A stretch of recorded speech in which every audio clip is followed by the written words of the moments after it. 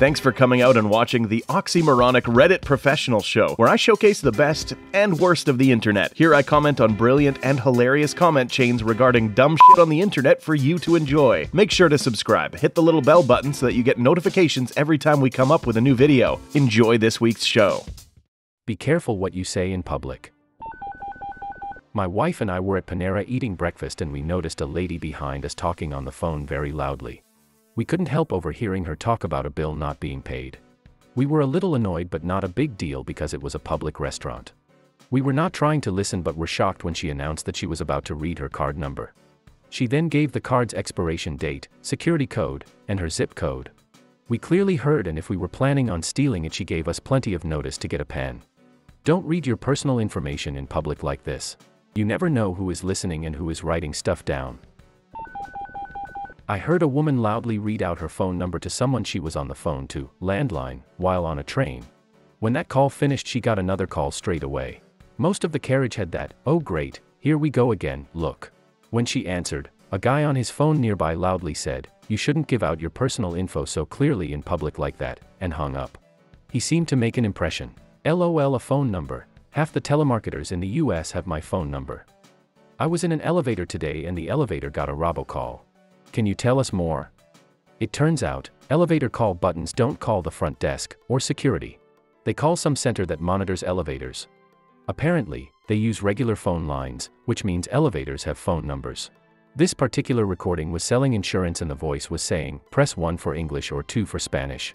I can totally see some idiot pressing floor buttons trying to respond. The backstage elevator to the dressing rooms at one of the theaters I work at used to have the phone ring. It was in a back hallway, so it didn't ruin shows, but it drove our master technician crazy. She eventually hit the call button in it straight up dialed 911. Eventually management had to have a service person come out and shut the ringer off. Why they didn't do that during the install, I do not know. The elevators at the hospital I worked at were all on the call manager. If you called the right numbers you could listen to what people were saying. Wow, I can't believe someone would blurt that out. Post in a week, help. Someone somehow stole my credit card info. Advice. I worked at a call center and some people are really lax about their information and expect others to be lax about their info as well. I'd have conversations that would go like this. Me, okay, I'm ready for your card number. Customer, well, just use the one I used last time. Me, I'm sorry, I don't have access to your card number. Customer, I don't understand, I know you have it right in front of you. Me, I can only see the last 4 digits for security purposes. Customer, well, I don't have my card on me right now, I just don't understand why you can't use the card I used before. I had people cancel orders over this sort of thing, and a few times I had to get a supervisor get their card number to place an order. You think people would be happy that your average call center advocate doesn't have access to all their credit card information. In the trade-off between convenience and security, a vast majority prefer convenience. They only chose security when something has already gone wrong. Info gets stolen. Why do you have my stuff saved on file? Can't order item because stuff isn't saved on file. Why don't you save it, you trash company? Info gets stolen. Why can't you secure the information I gave you? Because security and convenience shouldn't be mutually exclusive, you trash company that makes billions/year and can afford to take it seriously. Well, unfortunately, some companies don't have very good security. Wish it was the case that you could easily have security and convenience though. Some companies don't, but I think we see that the companies that can still don't. So largely it appears less generally companies can't afford it, and more generally companies aren't prioritizing it, budget aside. I'm looking at you, Capital One, or Equifax, or any of the massive thefts that basically affected a third or more of the country. I worked as a cashier at a home improvement store. We had a contractor client with a charge account who set it up so that when using the charge account, we wouldn't check any ID. Typically we required a driver's license to verify the person ordering was an authorized user on charge accounts, with no restrictions on who was using it. It had a $50,000 cap. I realize now that it was because he was hiring people who wouldn't have a legal ID and wanted to be able to send them to get stuff. But literally anyone could have walked in and bought up to $50,000 worth of stuff and said, "Charge it to XXXX's account," and we'd have let them. Very common. Look up the professor who got his students to go to common hangout places and listen in on conversations. People give up a lot of information, including CC numbers, / in public without even realizing it. Updated with link. I hear people giving their CC numbers, SSNs, B-days, etc. over the phone quite a bit. It's ridiculous how often it happens. I always laughed about it, but once I started getting into information security a bit more, it's scary. They give all their info. I could get name, SSN, B-day, CC numbers, email addresses, etc., and go online and just wreck them. Now, I'm paranoid about giving any information when talking casually. It's amazing how good some people can be getting information from you in a conversation. We easily give up our names, birthdays, mother's maiden names, etc. Your mom looks familiar, like some of my old neighbors. Did she used to be a Smith? No, she was a Thomas.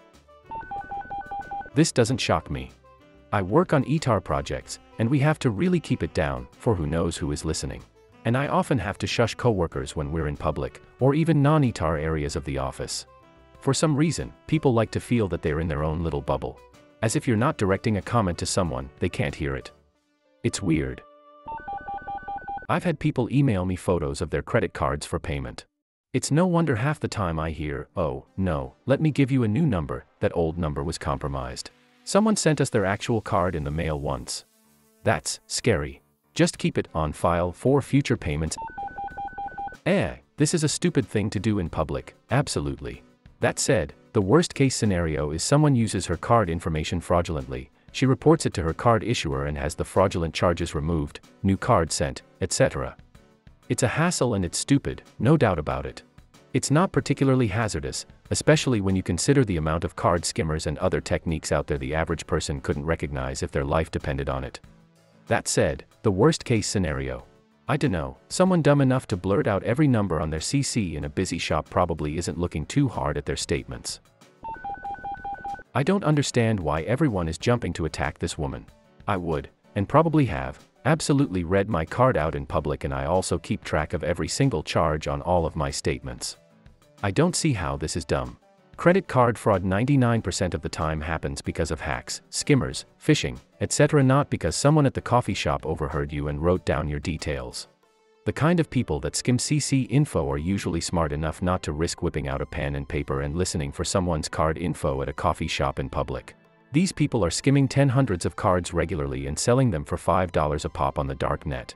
$5 isn't worth an extremely increased chance of someone noticing and catching you. Worst case scenario, if this happens, you just report the fraud, have the charges cancelled and get a new card. I got that beat. I was staying at a hotel and was in the breakfast area. The guy a few tables away was on the phone with another hotel, making arrangements to stay long term. His house needed a repair, not quite disaster, just something you wouldn't want to be home for, something like the furnace broke in winter, and it would be a while until it was fixed. He not only gave his credit card to this new hotel, but also gave the full address of his home that he said would be vacant for about a week or so. We were at a restaurant. At the table across from us, a couple was dining. One of them was talking very loudly on his phone. He was disturbing the people around us with his arrogant self-importance. We asked our waitress to have the manager ask the guy talking to please speak more quietly as his voice was interfering with us and the other diners. The talker refused to lower his voice. So, we asked for another table but there were none available. So, we had our meal prepared to go and left the restaurant. In the car, my husband started dialing his phone. He had heard Mr. I'm So Special make a tea time at a nearby golf course including his full name, phone number, and credit card number. My husband called the golf course and with all the information, canceled the tea time. I'm sad to say this happened to me once. I was at an airport where I had to call the airline customer service and change my flight. It involved a fee, so I had to read them my CC info over the phone. I knew it was risky to do at a public place like an airport, so I walked to a less populated area and tried to state the info as quietly as possible. Then I boarded my flight, and when I landed and my phone reconnected, I immediately got a bunch of fraud alert text messages telling me someone had used my card to buy a couple thousand worth of stuff online. It was caught in time that it all got blocked before any permanent damage was done, but I was amazed that it happened despite my precautions. My wife was on a transcontinental flight and ended up in the dreaded middle seat. The people on the window and aisle were traveling together and busily talked across her, so she asked if one of them wanted to switch seats so they could talk with quieter voices. They didn't want to. About an hour into the flight, tired of listening to these two talking about their work, the project they were on and the client they were going to pitch, she pulled out her laptop and started taking notes. They went on record about the proprietary software they were working on, the issues it faced, and their unvarnished opinions of the client and how they could squeeze the most money out of said client. They talked about who was who in the office and how they felt about their boss and their organization. 2 hours after the plane landed, a rough transcript of their 5-hour conversation was emailed to the client and everyone they had mentioned in the organization. I've no idea what fallout resulted, but hopefully they learned that just because you don't care about the people within hearing range, it does not mean they can't hear you. If you piss them off, they may take some action. I was in line at the post office once and this lady was trying to send money through Western Union for an item she sold, and her and the postal worker were having problems figuring it out. It took a few minutes of them talking past each other and the woman trying to explain what was going on. Someone from the Ukraine had bought an item and overpaid her with the request to rent a moving company to bring the item to the buyer. The moving company had to be paid via Woo though. After a while I just stepped forward and told the woman, "You are being scammed. If you pay this money, you'll never see it again and no movers will ever show up. The check you just cashed will bounce too and you're just going to be out all that money." I'm a travel agent. Oftentimes I have to book hotels/air on a moment's notice. Literally, "Hey, I'm at the airport and I have an hour to get on X flight," or "I'm standing in front of Y hotel, please book now." What happens next, before I can even get the words out, is they text me, or Facebook message, WhatsApp, "I'm Sage," etc., a picture of their card, or their card number and info. I feel this opens me up to liability if something goes wrong with their credit card. Any advice how to safely take CC details on the fly? I always delete/destroy the numbers and I don't keep anything on file, but I feel like the clients shouldn't play so loose with their info. Set up a payment portal. When you need to take payment, you provide them with a unique link, which gives you a token you can then verify has been paid. I don't see how this opens you to liability. Not like they're going to trace the fraudulent use to you personally. Frankly, as the one on the other end of that, I travel 50 to 75% of the time for work. Sometimes there is no private place. I use a credit card that I monitor like a hawk, literally get notifications every time a purchase is made, and just don't worry about it. Yeah, that's what I figured. I only handle either high-end/luxury types, Four Seasons Mandarin Oriental type stays, or business trips, lots of first and business class air, which I get below public price points, and those clients, when I ask if they're okay sending CC pics, always say some version of, "I watch this account like a hawk and it's not your issue if I get screwed by a fraudulent charge." I'm less worried about the type of liability where a client is suing me, more general worry about streamlining how I take payments vs client comfort level, etc. May not be explaining this part well, just better safe than sorry. I was at a coffee shop recently and decided to buy a domain name on my computer. I looked in every direction, tilted the lid down to ensure no one else could see it or my keyboard, and had my card on my lap to shield it. I realized even then, I probably looked pretty absurd. But between people surrounding me, cameras, and the rest, I just didn't want to deal with any of that. Of course, afterwards, I realized I probably could have just used my phone app and paid with Apple Pay and not looked like a madman. Oh well. Password managers will often save and autofill that information for you so you don't need to pull the card out. Yeah, I use LastPass. Funny, I love it for storing my passwords, but I'm not sure why I'm hesitant to store my CC in it. Someone getting my passwords could do infinitely more damage to me with my passwords than my CC. I should probably get on that. If you enjoyed this week's effective way to waste time, hit that like button and subscribe for more content like this. If you are enjoying the series, leave me a comment below. A special shout out to the content creators. You frickin' rock.